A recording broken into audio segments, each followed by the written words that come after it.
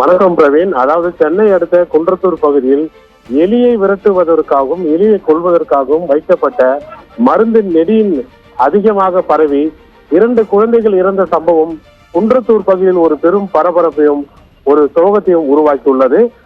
இதன் தொடர்ச்சியாக அதாவது குழந்தையின் பெற்றோர்களான கிரிதரன் மற்றும் பவித்ரா இருவரும் ஆபத்தான நிலையில் போரூரில் உள்ள தனியார் மருத்துவமனையில் சிகிச்சை பெற்று வருகின்றனர்.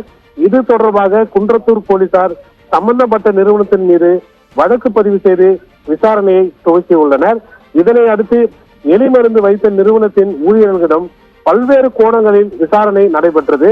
அதாவது வீட்டின் அறையில் 3 இடங்களுக்கு பதிலாக 12 இடங்களில் எலி மருந்து வைத்தது இறப்புக்கு காரணம் என போலீசார் நடத்திய விசாரணையில் தெரிய வந்துள்ளது. அதாவது அந்த அறைக்குள் யாரும் வர மாட்டோம் என வீட்டின் உரிமையாளர் தெரிவித்ததன் பேரில் 3 மருந்துகளுக்கு வைப்பதற்கு பதிலாக 12 மருந்துகள் வைத்ததால் நெடி அதிகரித்ததால் உயிரிழப்பு ஏற்பட்டதாக போலீசார் நடத்திய விசாரணையில் தெரிய வந்துள்ளது. மேலும் அந்த பெஸ்ட் கண்ட்ரோல் நிறுவனத்திற்கு சட்ட ரீதியாக துறை அதிகாரிகள் மூலம் சீல் வைக்க போலீசார் முடிவு செய்துள்ளனர் எனவும் ஒரு தகவல் வெளியாக உள்ளது.